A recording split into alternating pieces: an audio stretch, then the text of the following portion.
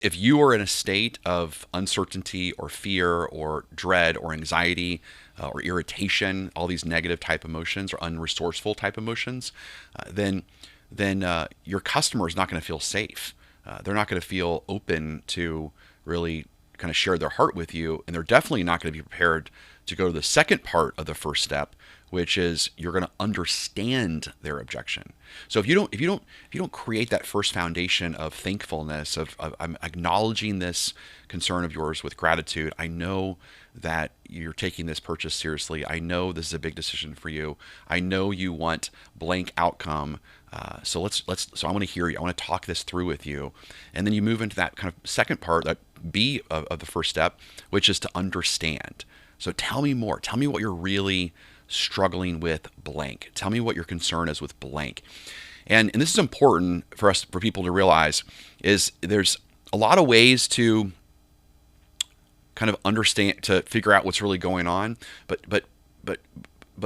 one simple technique that I use is just remember the four dominant buying motives. So you have pride, profit, pleasure, and peace. So pride, profit, pleasure, and peace. And so let's just say, for example, let's just go back to you're selling a consumer purchase, and you're selling, again, let's say it's a high-end home, and they don't want to live next to a busy street.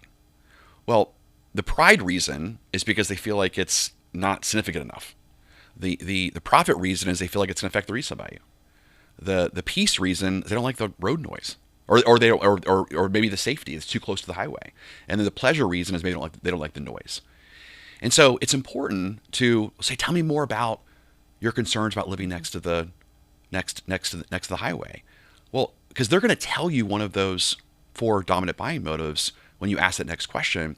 And once you find out like the why behind the what, well, now you're prepared to start to reframe it for them and move really to the next step, which is provide an explanation as far as why did they build next to this busy road, and to get the customer to rethink their needs and what's really important to them. But if you don't do that, then you're going to have a different justification of that objection. So, for example, like why would you not want to live next to a busy road? Probably the safety aspect. We have 3 kids, and so that would be the first thing that I would think of. Perfect. So that's your reason. So mine would probably be more pride. It would probably be more like, do I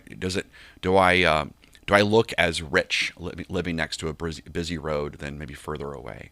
And so think about that. Like, if my immediate paradigm and belief is that you're not going to look as kind of rich and as important or significant, then, and I don't find out what's your real concern, well, I'm going to start attacking that, and I'm going to start explaining, you have nothing to worry about Mary. I mean, there's actually, there's plenty of very expensive homes that live next to a busy road, and just like, don't even worry about how that affects your overall status and affects the overall neighborhood and affects the look and the appeal of things. It just doesn't really matter. Well, what did I just do? What's the problem with that? Well, you just stacked problems. I just stacked problems. So you took my one objection, instead of handling it, you made it way bigger. So now I have 2 issues with the same one with the road. Yeah, huge problem. So that's why it's so critical to, again, first we must acknowledge with gratitude, be real thankful. That keeps your heart open, keeps their heart open to be honest with you. The truth will set us all free. Then we want to make sure that we figure out what's the real motive, what's the real concern around the stated objection: pride, profit, pleasure, or peace. And then we move on to the second step, which again is to explain and rethink. And so what's that? Explaining is, well, let me share with you why we decided to build this community next to this road. Let me explain to you what we were trying to accomplish here. And then, of course, the rethink is it's calling back to something that we found out about them earlier on.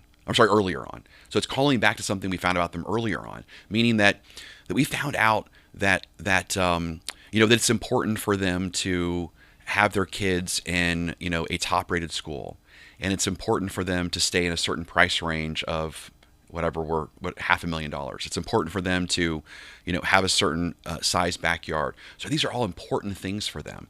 So then we can come back to them and help them rethink their needs by by saying, look, we decided to build here because it was the only way for us to build a community, build a home that lives next to X school district for blank price range, that has blank square footage, that has the finish out of blank, that allows the backyards to be blank size. That was the only way we were able to do that. And you said those things are so important to you. So we're helping them rethink their needs by doing that.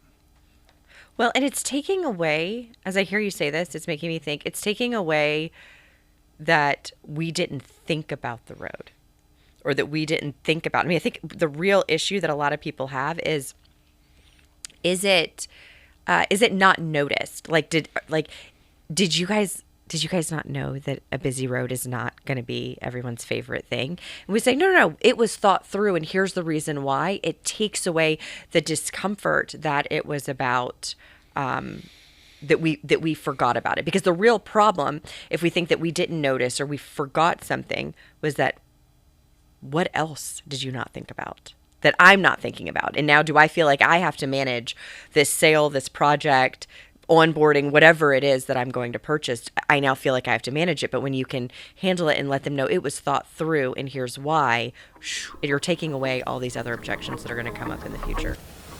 That's it.